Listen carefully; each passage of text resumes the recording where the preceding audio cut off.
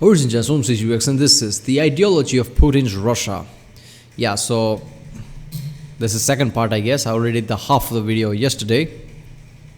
So yeah, so far this has been really interesting video. Never seen information like this. This is really interesting video for one specific reason.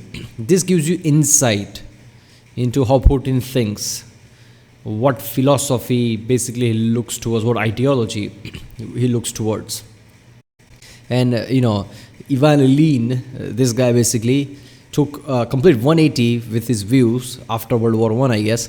And first he was like, lawlessness is the issue, right? Because the video Russian authoritarianism Kraut made, greatly just showed that how Russian authoritarianism, came from Mongols, and it kind of developed differently than everybody else. And there was a real element of lawlessness there. So basically he had that mentality, like everybody should be held with same law, right? And then after World War I, his thing was completely 180, and he invoked God a lot.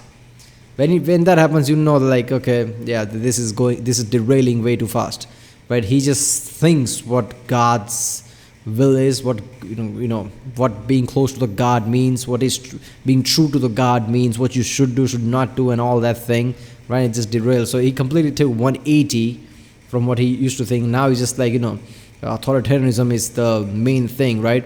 Everything else, the middle class and all that, So this is really interesting. At first I'm like, how is he the favorite philosopher of Putin? But then after the 180, I'm like, this completely makes sense now. So let's watch it. Considering how often Putin cites Ilyin, it can give you an idea of how the current Russian regime views itself. From the destruction of the middle class, the establishment of an oligarchy, the belligerent militarism, the denial of cultural and national identities outside of those of Russian, and the destruction of politics with its degradation to a ritual of self-humiliation. We find Ilyin's writings reflected in many aspects of the Putin regime. I would argue the most important purpose Ilyin served for the Putin regime, however, is the concept of eternal Russian innocence. All authoritarian movements are built on a claim of their own innocence. They are good, cannot do wrong, and must always be an outsider who is the enemy. Self-reflection is always rejected. You can observe this in all authoritarian regimes, or browse far left or far right social media and watch them constantly blame outside forces for everything.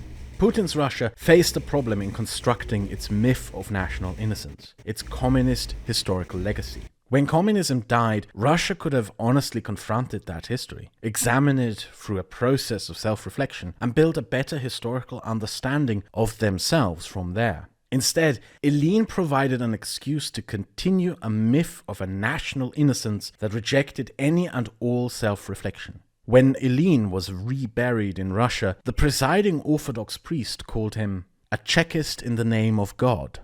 That statement is an absurdity. The Cheka, which was the communist secret police, was an utterly ruthless and cruel organization, particularly in its persecution of the religious. But the point here is not grounded in any sort of political or historical realities. The point here was to marry the new authoritarian rule of the right with the historical legacy of an authoritarian left, to make the communist heritage part and parcel. Chekist in the name of God. If Chekist meant that, that's like... Where do you understand irony? I understand what it means, marrying the two sides. That is the agenda there by saying that, right? But still, that is kind of fucked up. I mean, look, here's what I think. Anybody when, sees somebody's a great philosopher, anybody's, writings and take that to heart, you really need to see, how many times he just invokes God. Because God of the gaps, right? That phrase exists because when you don't have information about something, you invoke God and just move past it. That's not a good thing, right?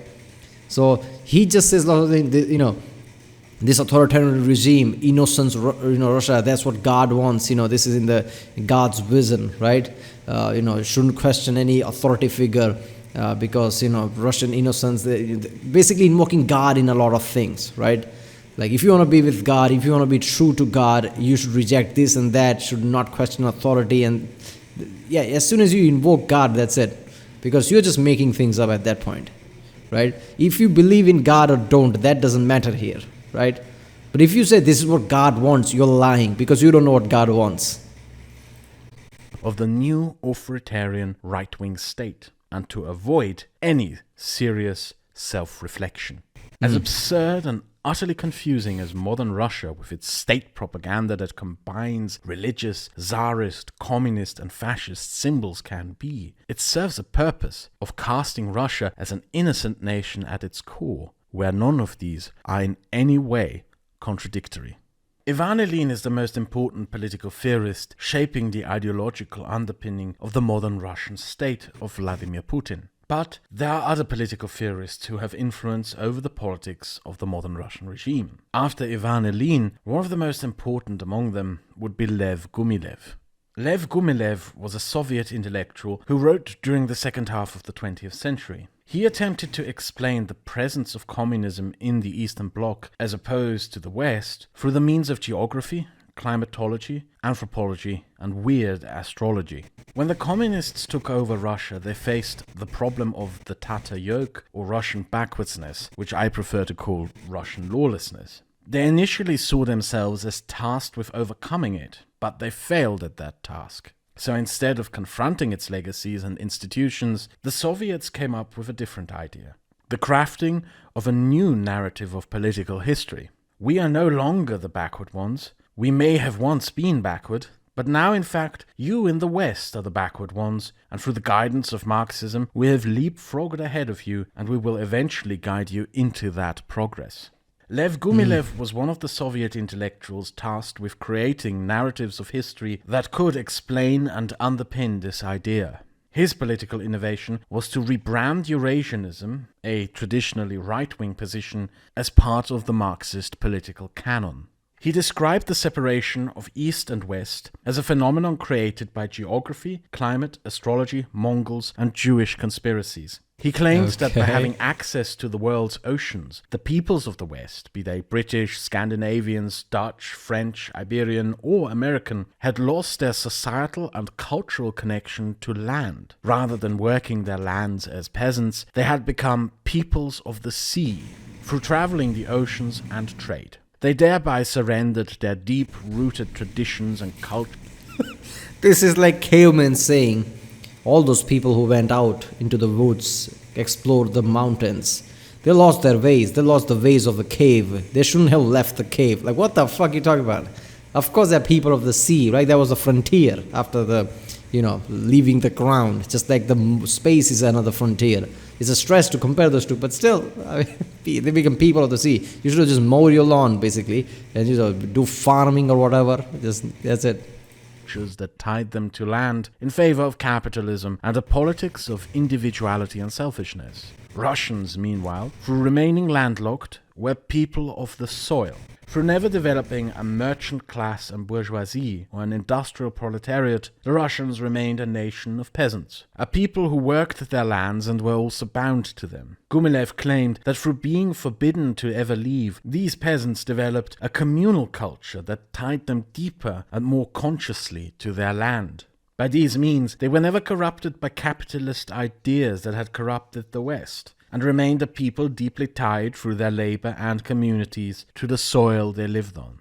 It has to be pointed out that Gumilev and his writings are anti-Semitic and are an expression of the often ignored Marxist anti-Semitism. He described the Jews as an inherently landless people, who through having no conception of a connection in tradition and culture to land or soil, nor an idea of tradition of manual labor in agriculture on land or soil, developed an inherently parasitic culture and politics of feeding off and manipulating other peoples. Gumilev claimed that the Jews... So I guess it's their fault that they were persecuted throughout the years and kicked out of their home constantly. I guess it's their fault. Is that it? Had manipulated the Mongols into conquering and oppressing the Slavic peoples, so that the Jews could then parasitically feed off the Slavic peasantry as tax collectors and merchants of monopolies such as in alcohol. It should be pointed out, if it wasn't obvious enough already, that this is completely false ahistorical nonsense. In part, this... He has to say that, goddamn. Yeah, I guess this video was a month ago. At this point, I guess the world people talk about Jewish space lasers and things. So Kraut is like, I guess I have to show this cross, a big red cross, and have to say it that this is ridiculous because that's the world we live in now. Claim by Gumilev draws on the anti-Semitic publication On the Jewish Question by Karl Marx, which describes Judaism as a religion that merely provides some spiritual wishy-washy justification to what is actually a material practice by the Jews of being money hoarders and schemers. It is in fact often forgotten today that Marx reinforced the anti-Semitic stereotype of the Jews as money hoarders and manipulators. From the perspective of Soviet Marxist scholars, Jews were a group of people who had developed a distinctive cultural and ethnic consciousness that made it difficult for Jews to develop a class consciousness. Because of this, Jews were categorized in the Soviet Union as a special nationality group and were often surveilled and treated with suspicion across communist countries. The communists believed that they had to break a Jewish ethnic consciousness to replace it with a class consciousness. You can see this attitude towards Jews as if Marx was like that, and the whole communist movement is from Marx, of course this is going to happen, right? Inherently part yet apart, reflected in modern Russia to this day, where Jews are often described and shown as both part of society, but also different and separate from society.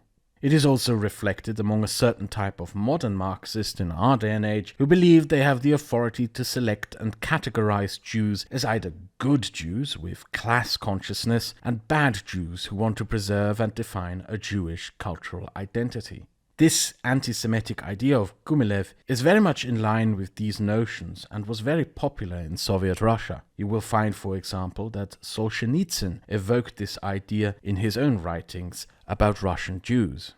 Gumilev also based much of his ideas on interpretations of geography. He used meteorological statistics and temperature measurements to draw a line straight across Europe that conveniently went straight through the border of West and East Germany, and claimed that because of the colder temperatures east of that line, Siberia began in Germany. East of that line, he claimed winters were colder, peasants had to work harder, agriculture was more widespread, therefore peasant culture prevailed, storage economies were more necessary, and because of these supposedly geographic factors, these places had an easier start into communism. While those living to the west of this line had more comfortable lives, richer harvests, access to the seas, and therefore stagnated into capitalism. This is also... I like how he basically splits capitalism and communism based on natural factors. Like, okay, this was inevitable. These are natural factors. These are not some ideologies that, I guess people followed over the time and created this divide. No. This was bound to happen. This was always the thing, right? And he conveniently, right here is the line in the center of Germany.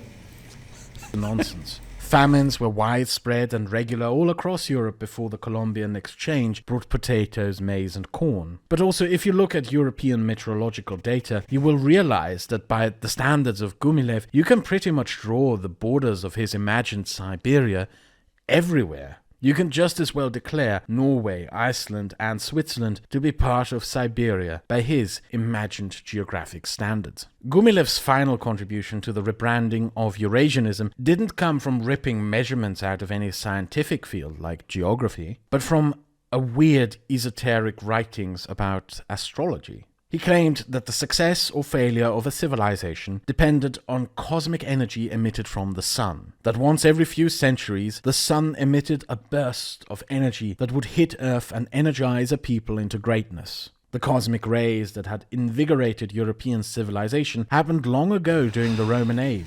Europe's cosmic energy... It gives them superpower. All that radiation makes them like a, black atom, like the rock, basically.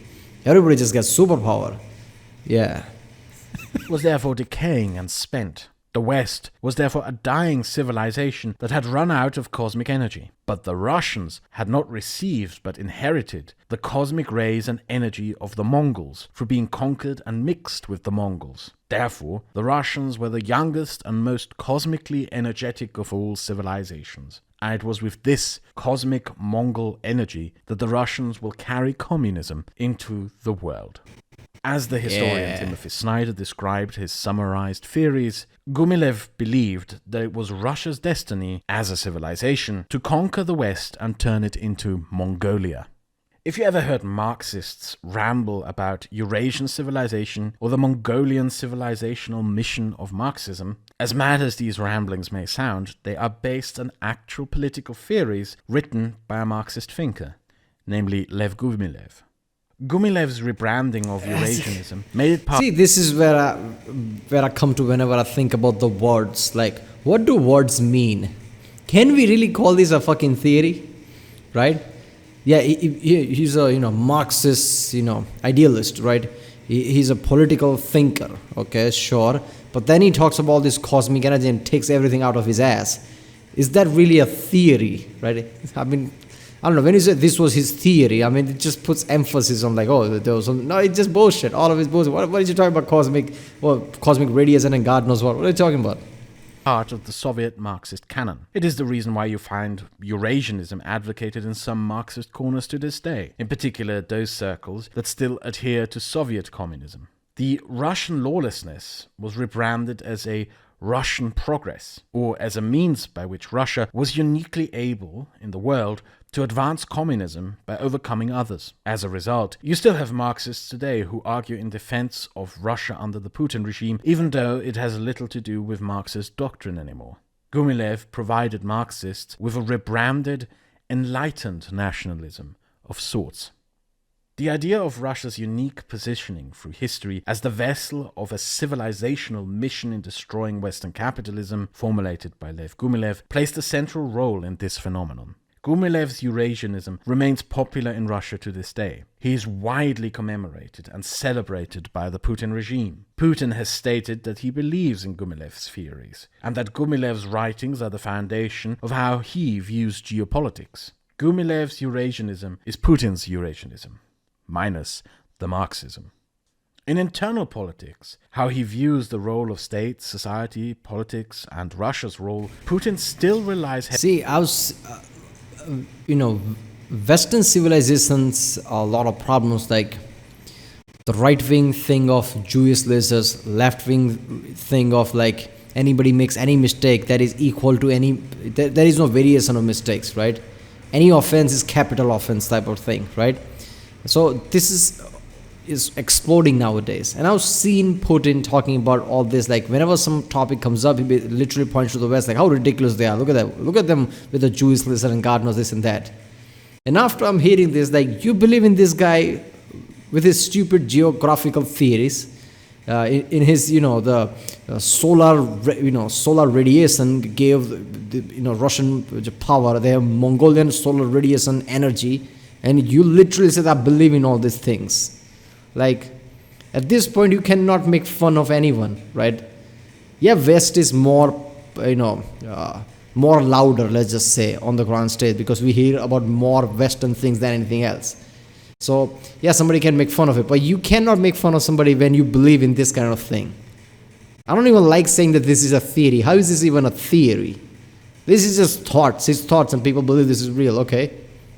Heavily on Ivan Ilyin, but on foreign policy and what Russia's role in the world ought to be, Gumilev plays a significant role. In some ways, Putin combines the ideas of a fascist and a Marxist political theorist in his regime's politics. There's a final influential thinker whose influence can be seen in modern Russia, specifically in its preservation of lawlessness. This one, however, isn't Russian, but German.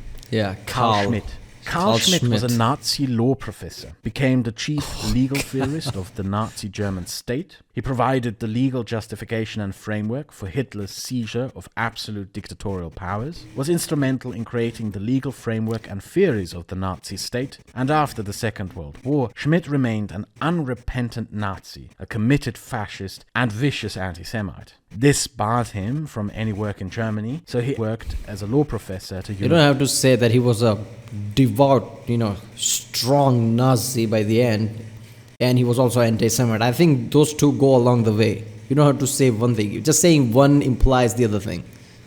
University in Francoist Spain, where he formulated more theories. Carl Schmitt's influence, specifically the influence of his writings, is far more widespread than many first assume. To historians who Okay. study law or legal history, Carl Schmitt is sort of an unwelcome ghost of sorts, or a kind of potentate of doom. His writings always creep up and appear among politicians when something really bad is about to happen. The most infamous example is that Carl Schmitt's legal theories can be found in the constitution that Pinochet forced on Chile. Carl Schmitt's theories in geopolitics can also be found reflected and discussed in the school of international relations called realism. Not just popular in the far right, his theories have also been repeated and used in the far left. You will, for example, find the influence of Carl Schmitt's work in the writings of Michel Foucault. His legal theories are also frequently discussed as a negative example to criticize Richard Nixon's Watergate scandal, Kissinger's foreign policy in South America and East Asia, and the War on Terror. Carl Schmitt's most influential body of work as a political and legal theorist are attacks against parliamentary democracy, a liberal world order, popular sovereignty, and constitutional rule of law. Among these is his state theory of the state of emergency. During the chaos of the Weimar Republic, Schmitt proclaimed that rule of law was an unfit construct to provide security in times of crisis and therefore fostered insecurity. Therefore, it was an unfit construct to govern a society in general. The liberal order of a state, through rule of law and accountability, is according to him too weak to preserve a sovereign and permanent social order, because politics to Schmitt is nothing more than struggles over power.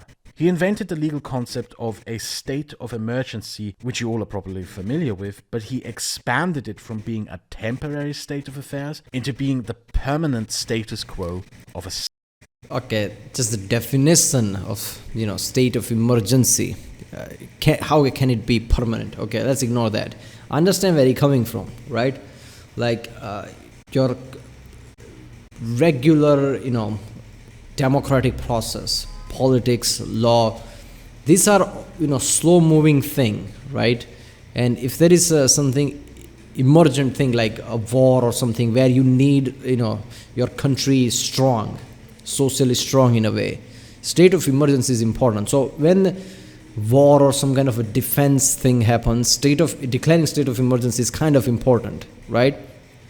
It's like taking somewhat of a pause on your democratic process, martial law and things like that.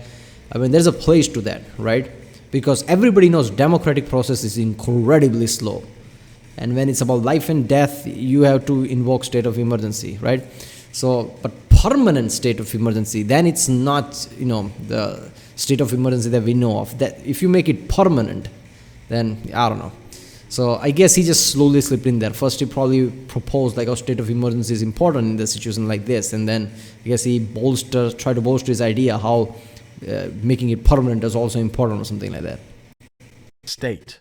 He declared that sovereignty can only be achieved through ignoring law and the destruction of rule of law by a leader. That a political leader, to secure the state, must place themselves above the law, act without the constraints of law, and be unshackled from any accountability to law to guarantee true sovereignty of the state. The leader must be placed in a state of exception. In the words of Schmitt, Don't want to pause too much, but if your focus is the sovereignty of the state, yeah, this is true. But the whole point of democratic process is people are more important than the state itself. So if your whole focus is to keep the state, nation, country, whatever, stable, and people don't matter, then you have this authoritarianism type of thing, where people in power are not held accountable, but they can also have the, like, look at China right now, right? China is growing extremely fast. Why? Because, they are, their leader in power are not held accountable the same way in any democratic place like USA, India, basically like that. They don't have to worry about impeachment and things like that. So look at how fast China is growing, right? So if your whole focus is state, a country, nation, whatever, and benefit to that, even if it means your people suffer, then yeah, this makes sense. But if you value people, every single person, people that live in, if you think that people makes the country, right, and not the other way around, then this is not good. So I guess it depends on what people value more, in which area people value more. Do people value their, every single citizen and their freedom? Do they value that, or do they value their, state, their nation? even if it means the lots of rights and things get taken away, right? So for him to say that, for state to be strong, I guess in that way he's right. Sovereignty is defined by he who decides the exceptions. The state ought to become a permanent state of emergency, so that the leader can secure the state through having absolute power rather than society succumbing to endless struggles over power. Schmitt's writings are known to have been read and appealed to many Russian political leaders of the 1990s, who saw the state of Russia during the chaos of the Yeltsin era reflected in the chaos of Weimar. This is so perfect, right? His mentality, Carl Schmitt mentality, and then you on top of apply Ivan Ilyin's thing, like how Russian innocence and how Russian state should be, how Russian head should be, how you are doing God's work and how to be with God, and then you use Carl Schmitt's ideology and just mix them together. It makes sense, right? Because if the Putin follows Ivan Ilyin, he already authoritarianism is the only answer. That is the only way to save ourselves, save the Russian innocence. And now Carl Schmitt is the next answer, like how to do that basically. So it kind of makes sense. Germany. Schmitt's writings about the solutions to the chaos of Weimar were seen and interpreted in Russia as solutions to the chaos of Yeltsin. Ilyin may have provided a spiritual and philosophical justification for a leader to emerge with absolute powers within a fascist state. Carl Schmitt provides a legal and political justification for a fascist leader above the law and in preservation of Russia's lawlessness to ensure the very existence of Russia as a sovereign entity. It is very much of note how Ilyin and Schmitt, both of them were pioneers of fascism, came to a very similar conclusion on law, and both embraced lawlessness and the destruction of the rule of law. But ultimately it is also not surprising. From Mussolini's march on Rome to the violence of brown-shirt Nazi street gangs, fascism ultimately is a movement of violent lawlessness. Might is what makes right. The will to exercise power is what matters. And the restraints on power dictated by the liberal state are something to be destroyed so that the fascist can exercise power without restraint. As a different Nazi legal theorist, Hitler's personal lawyer Hans Frank once said, "Law is whatever serves the race." Ilyin viewed lawlessness almost like a religious blessing. Schmitt provided a secular justification for it. He was in some sense the lawyer who abolished law. For political thinkers with an interest in unrestrained power, or those who wish to overcome restraints on power, or obsess over the dynamics of power, Carl Schmitt always had a very seductive appeal. For those who see their society as threatened and believe an act of lawlessness and unrestrained power can save them, Schmitt has the greatest of appeals. Russia must have an absolute leader above the law because Russia is under threat from outside, and therefore Russia must have the absolute leader above the law or it will be demolished and cease to exist as a sovereign entity. The dear leader above the law not only exists in Ilyin's divine mission from God, but with Schmitt's theories, the leader above the law also exists to ensure that Russia can continue to exist despite its enemies. The sense of outside threat and outside enemies also plays a key role in the writings of Carl Schmitt's political ideas. He believed that all politics must always begin and be defined through identifying the enemy of the group. This is a direct attack on the liberal democratic order, which advocates for governance through change in leadership, popular sovereignty, consensus and compromise. There can be no such thing as compromise in Schmitt's politics. Society is in a constant struggle for power between groups, and for the body national to be preserved, it must identify the enemy group. Besides serving the purpose of securing the state from any and all threats, the identifying and pursuit of an enemy also provides a foundation of common unity in struggle to the group that makes up the body national. Politics must be understood as war. There are no people who you can have disagreements with. Those who you have disagreements with are in fact your enemies. The enemy can only ever be an outsider, and you must rally your group against the enemy. Finally, there are also his theories. So look, man, the real point here is simple. His whole view is like emperor type view, right? Like if a state needs to be strong, basically Roman Empire, how Roman Empire was, that's the type of mentality. Like people in power, whether authoritarian figure or a body, basically a party or whatever, right? They must be absolutely powerful, right? Anybody can even challenge that is the enemy.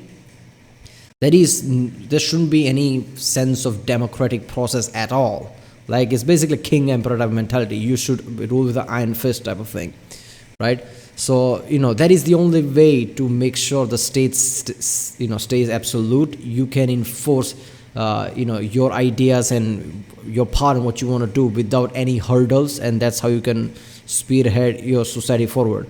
But why does theories like that doesn't take into account, like, what if the authoritarian figure that is in the power are incompetent or actually bad for the nation? If you ever take that into account, all these authoritarian things do not think of that. They just think like, who is in power should rule with iron fist. Like, okay, like if somebody can go to that power and keep that power, they automatically are qualified to, I guess, make your nation great or something. Democratic process exists because people collectively can decide if the whatever or whoever party person is leading them is competent or not, or good or not, so they can change him if they feel like it. So it's the majority who rules the nation in a way.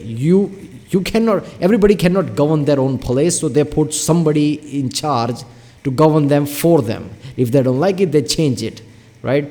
So whatever the authoritarian mentality is, like, understand that, like us gave the example of China. Look how China is just growing fastly, but at the same time, all the minus points that would come with it, they don't think of that, like what to do about that, right? What if the leader is bad for the nation? What if the leader is incompetent? What if the party is incompetent? There's many things. Like, you create the absolute system where authoritarian figure doesn't have to worry about anything, but then you are trusting this figure to be better for the nation. I mean, that's a very hopeful thinking, I guess. On geopolitics, Carl Schmitt saw the modern world as divided into spheres of influence.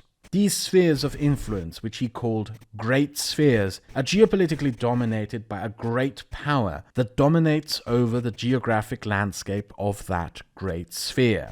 The West, mainly through the conquest and colonization of the Americas, managed to create the first true international order, in which the Western concept of the nation-state became the predominant global order. But the system of nation-states did not replace the system of great powers in great spheres. Great powers still continue to determine the political outcomes and course of the smaller nation-states within their own great sphere. The politics and ideologies of these spheres are therefore irrelevant, in terms that the smaller nation-states do not get to pick them. If a great sphere adheres to a certain ideology, it is because that great sphere has a great power with that ideology. Schmitt believed Eurasia was a great sphere with the great power of Russia, and Russia, as a communist state, therefore gets to decide the politics and ideology of everyone in that great sphere, be it Poland, Belarus, Ukraine, Finland, Kazakhstan, or the Baltic states. What the rulers of Warsaw, Kiev, Tallinn, or Helsinki want, or what the peoples of their countries want, is irrelevant, because it must be decided or bow to the whims and demands of the great power of that sphere. So in the end, Moscow gets to decide for all of them. Carl Schmitt's writings on spheres of influence and great powers were not a defense of the communist Soviet Union. He was, after all, an unrepentant Nazi right up to his death in the 1980s.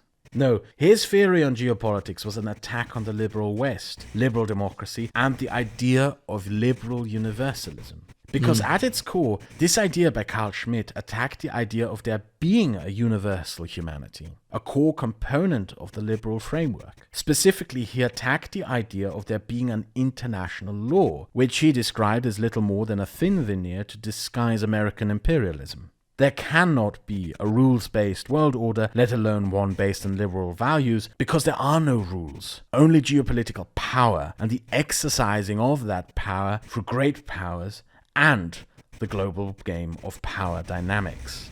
The liberal West cannot apply its values universally because this would lead to direct confrontation and war with those great powers who do not share its values. The liberal state must therefore compromise and accept that its values do not apply to all, and thereby surrender its liberal core claim to universality of values and thereby expose itself as a lie. According to Carl Schmitt, geopolitics and the politics of great powers will ultimately destroy the liberal West by forcing it into positions of hypocrisy. The more the liberal West will concede to other great powers, the more its own political foundations of rule of law will be undermined and eroded by being increasingly exposed as worthless. Hypocrisy on the international stage will lead to hypocrisy on the domestic stage, which will erode the foundation of domestic politics. To defeat the West and its liberal compromise makes it a lie. I mean, that's kind of a stretch to see, right? All this philosophy, I was seeing the gaps where their errors are coming from. They assume one thing and run with it, right?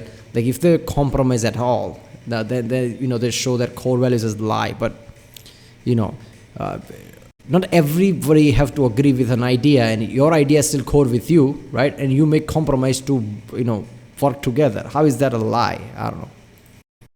The West must surrender to the whims of anti-democratic great powers within what Schmitt saw as their spheres of influence. It is not difficult to see how this theory falls on very open ears in the Kremlin, and it is not difficult to see how it appeals to both the anti-democratic left and the anti-democratic right.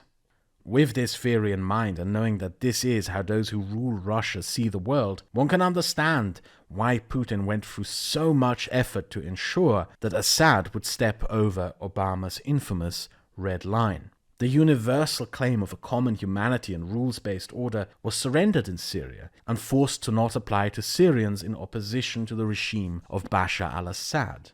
If the democratic ambitions of the Ukrainian people can also be crushed under a Russian boot, then not only does this mean that Ukraine must subordinate to the rules of a zero-sum power game, in which it is merely a chess piece played by the great power of Russia. No, it also means that the idealism of the West is at its core a lie, and must be surrendered to rules of a game of power between great powers, in which nothing but the exercise of power matters. To Schmitt, an international set of rules, or an idea of universal human rights and laws, are little more than a disguise of American imperialism of power politics with the intention of destroying the sovereignty of other great powers. To Schmitt, both in internal politics and in international politics, all that matters is the dynamics and exercising of raw power. These are the three main political theorists who influenced Putin's vision for Russia. What's so curious to me is that much of this was very much in the open. As mentioned before, Putin was never quiet about his admiration of Ivan Ilyin. I'm also pretty sure that some of those in the audience who have read the books of Alexander Dugan had their jewels drop a few times. Let me explain to you and all those who have not read Dugan's books. Okay, Close go on. to nothing that Dugan wrote is original. Almost everything in Dugan's books is just ripped from Ivan Ilyin, Lev Gumilev, and Carl Schmitt. In particular from Carl Schmitt.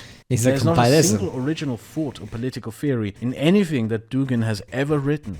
He basically just summarizes political theorists that have influence over modern Russian politics and tries to market these ideas as his own. Dugan's role in Russia is vastly overestimated in the West. He is not the Kremlin whisperer, as some may say.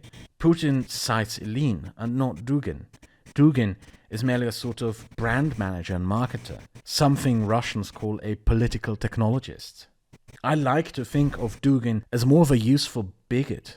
His English translator was the wife of the American fascist Richard Spencer, and Dugan has ties to various European fascist circles, from the late French-Romanian fascist Pavlescu, who was one of the founding thinkers behind Generation Identity, to the Canadian fascist Lawrence Southern, to many others. I believe the reason he is prominent in the West is because the Russian regime would like him to be prominent in the West, as a salesman of the ideas behind Russia's new fascism. In Russia itself, Dugan only has a minuscule political role, if any at all, which is why, rather than calling him the Kremlin whisperer, I prefer calling him the Kremlin's useful bigot. There's a final note I wish to give. Mascot. The most baffling thing about all of this, to me, is how widely unnoticed it went. The Trotsky series from 2017 is something that really catches my attention, and I'll get into why. This series is an overt piece of fascist cinema. There is absolutely no doubt about this. It depicts the Russian Revolution as inherently Jewish. It depicts the Jew, through the figure of Trotsky, as the grand schemer and shady manipulator of Lenin. The revolution is driven and manipulated from the shadows by the Jew Trotsky. The Jew Trotsky is responsible for the violence and terror of the revolution, and the Jew Trotsky creates Stalin as a sort of golem to help him in his shade. I like how basically Trotsky, so he's a known figure, another movie is named after him. So even if they show him do that, it's a very very subtle way they are doing that, right? So nobody goes, oh, he's the Jew Trotsky, so he's Jew and that's why he's doing all these things. Nobody would think that. They would think that it's a movie about Trotsky. I know Trotsky, I've heard of Trotsky, so he's the reason behind it, not because he's a Jew, but they're implying that because he's a Jew he did that. Is that it? That's just fucked up, man. Schemes and acts of violence. The Jew Trotsky then loses control over his terrifying creation. The Russian Revolution is presented here as that time that the Jews were in charge of Russia, as a sort of Jewish mistake, and presented as something Russia had to redeem itself from.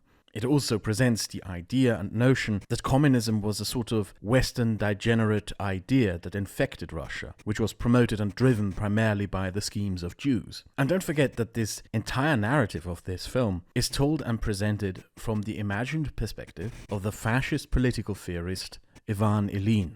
You really can't get more in-your-face fascist than that. This is fascist cinema. It belongs into the same category as the Goebbels film Eurasianism and the KKK movie Birth of a Nation. The reason this series stands out to me so much in all of the context that we just discussed is because we live in a time in which a postmodern cultural politics is very popular. The study of fascism through its history and its political theorists is widely discarded. I bet you most self-declared anti-fascists watching this video have in fact never even heard of Ivan Ilyin or Carl Schmitt. Instead, politics is increasingly understood as a process driven by art and culture, and therefore the study of movies and fiction, of artistic narratives, and the supposed hidden political meanings of them is emphasized. The study of politics has increasingly been surrendered to pop culture critics, literary critics, and artists. From Umberto Eco's famous list, to Slavoj Zizek's interpretations of films, to also a countless series of... This is why I love this video, because this is a different context. All the things is like,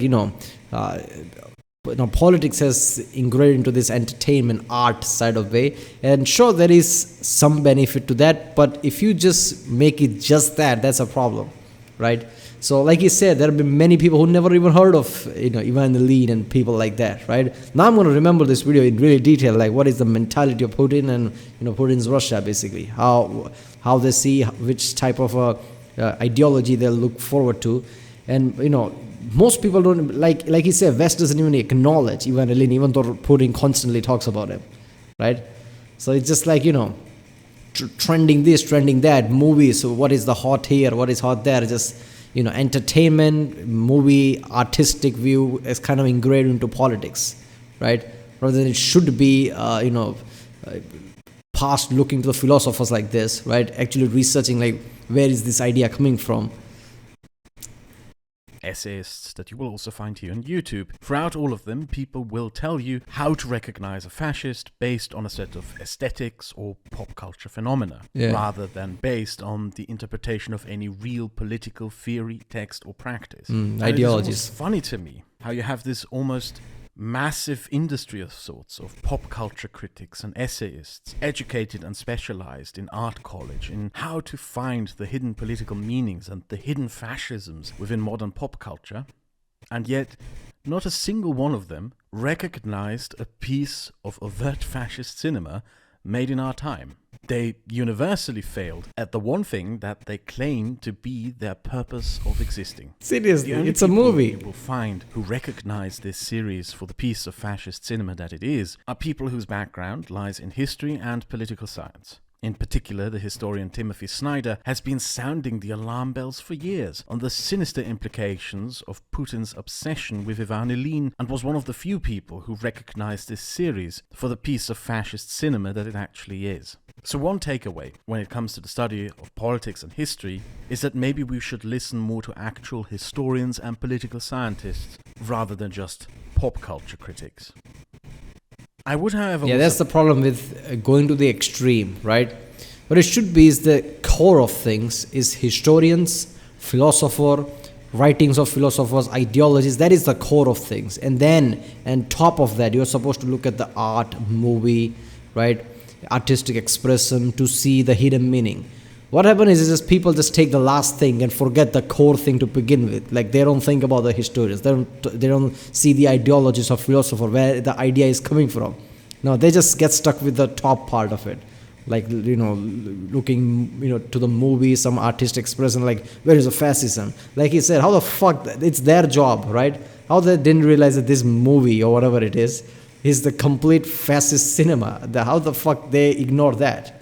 So this kind of extreme version of things is so, so high right now in every sectors.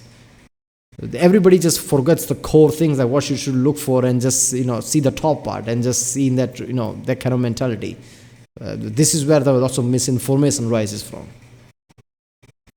To blame a willful, widespread ignorance, especially where I live in Europe. Cultural politics may be more of an American problem, but it cannot be denied that many European advocates of liberal democracy were in a state of self-denial over the direction that Russia was heading into. European, in particular Western European policy towards Russia was dominated by assumptions of an inevitable democratization of Russia. All the Putin regime did were just criminal excesses that would fade away with the eventual demise of Putin in a decade or so. Whatever nonsense he spewed was irrelevant because the neoliberal economics of shared trade would generate prosperity, a middle class, and consequently democracy in Russia anyway. This was probably one of the most demonstrably stupid foreign policy approaches in recent history. I am certain that a few years from now, Schröder's and Merkel's approach to Russia will be remembered in the same way as Chamberlain's appeasement approach to Hitler and his notorious peace of our time. It is almost a symbol of an enormous problem in modern European foreign policy. We Europeans like to arrogantly point at the Americans as supposed enablers of foreign dictatorships and go very silent when we are asked how French Mirage fighter jets ended up in the hands of Saddam Hussein and apartheid South Africa, where they were used to bomb Kurds and Angolan villages, how Pinochet used helicopters that he bought from Germany to murder dissidents, or that throughout the 2000s Italy sold billions of modern weapons systems for tanks to the Syrian Assad regime where they were used against the Syrian people. Or that the French were actually just about to sell an amphibious assault ship to Russia right up to 2014.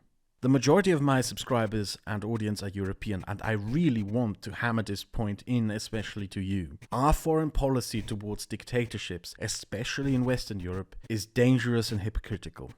We have a long tradition of stupid European foreign policy regarding this. Capitalism and market integration are not some magical potion that will create democratic institutions out of thin air, especially if you sell weapons to dictators. The German practice of buying Russian hydrocarbons, in fact, amplified the increasing Russian wealth inequality and consequent degrading of the last remaining democratic institutions of Russia.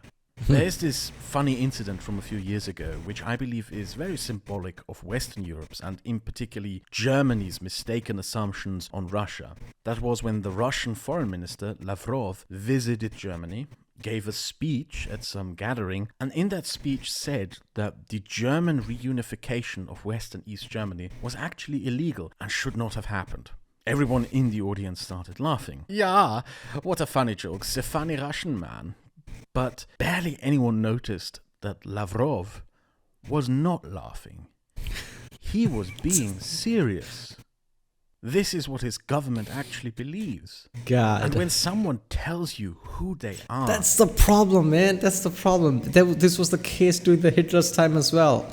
People like, oh, that couldn't possibly. That's the only mentality, like, no way this is going to be like that. People are still denial of what's happening today, right? Somewhat like, okay, is this really happening? Holy shit, this is really happening. Like, it literally took them a few days before they can really process what's happening, right?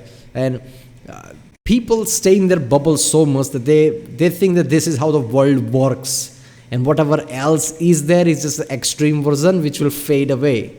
And they don't realize that the whole ideology of different people can be really different than what you have right now. And the way it's like, he believes that West and East Germany shouldn't have united. It's illegal. And everybody just laughs like, oh, that's clearly absurd. But that's he believes, man. Right? I don't know. It's just fucked up. it is best for you to listen rather than arrogantly presume the right to interpret who they are. Seriously. For them. Because if you do that, in the end, you will only lie to yourself. Yeah. And this is a very valuable lesson that I hope we now learn as a result of recent events. A Russian friend of mine who really wanted me to make this video and sent me... If you laugh at something and just think like this couldn't possibly be true and presume things, that is your own disability in a way, right? That's your own stupidity.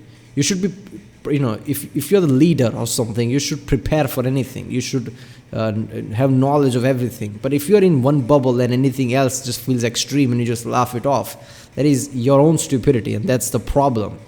You will not see something rising up until it's too late, basically.